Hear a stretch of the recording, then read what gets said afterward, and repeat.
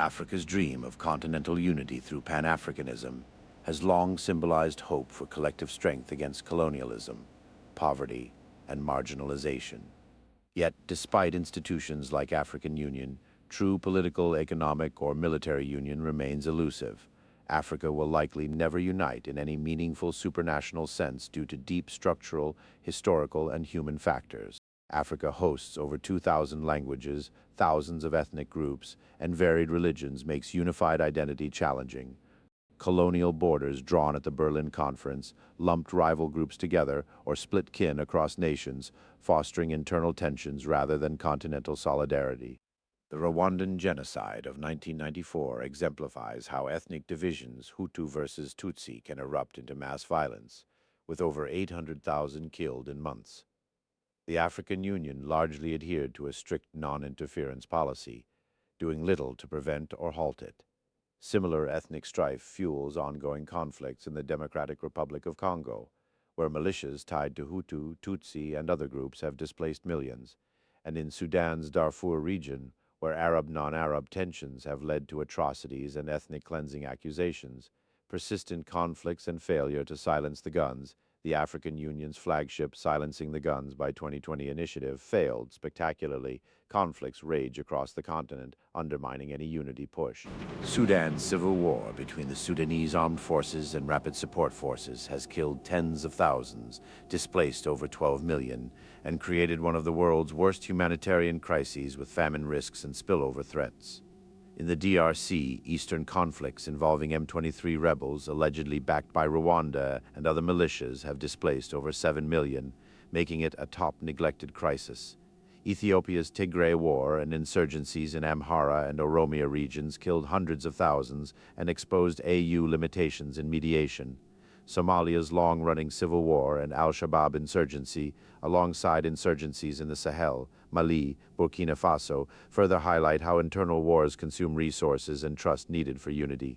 The AU has often been absent or ineffective in these crises, criticized for weak enforcement, lack of resources, and deference to sovereignty. Its African standby force remains largely unrealized due to funding shortfalls and political disagreements. Most African leaders prioritize national or personal power over continental goals.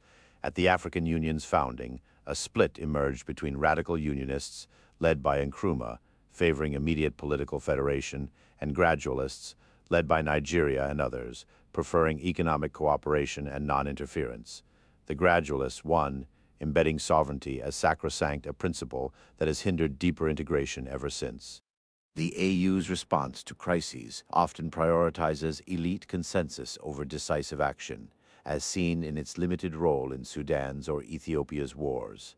Intra-African trade hovers below 20%, far lower than in other regions, due to poor infrastructure, protectionism, and overlapping regional blocs with conflicting rules. The African Continental Free Trade Area, launched with fanfare, faces implementation delays from policy disagreements, non-tariff barriers, and uneven benefits. Stronger economies fear being flooded by cheaper goods, while weaker ones lack capacity. East African community experiences like tensions over trade imbalances and political misalignment, such as disputes involving Kenya, Tanzania, Uganda, show how integration can breed resentment rather than harmony. Broader issues like debt, inflation, and dependence on external partners like China and Europe keep African states oriented outward, not inward. These examples reveal no single villain, but interlocking realities: weak institutions, governance failures, elite capture, and the sheer logistical nightmare of uniting 54 diverse sovereign states. Follicular Pan-African projects faltered because they underestimated tribal loyalties, colonial legacies, and the absence of a unifying external threat strong enough to override internal divisions. External entities such as former colonizers and global superpowers often exploit these fractures for influence. A United States of Africa would require ceding sovereignty on currency, military borders, and laws, something leaders have repeatedly rejected. While symbolic cooperations such as EU voting blocs at the UN offer modest gains, full unity remains a romantic ideal, clashing with pragmatic realities of power, identity, and survival. In conclusion, Africa's disunity is not inevitable fate, but a product of its complex history and human nature. Without addressing root causes, stronger governance, reduced corruption, and genuine trust-building continental union will stay aspirational. Real progress may come through functional, bottom-up cooperation rather than top-down federation. History suggests the latter has never worked here, and current trajectories offer little reason for optimism.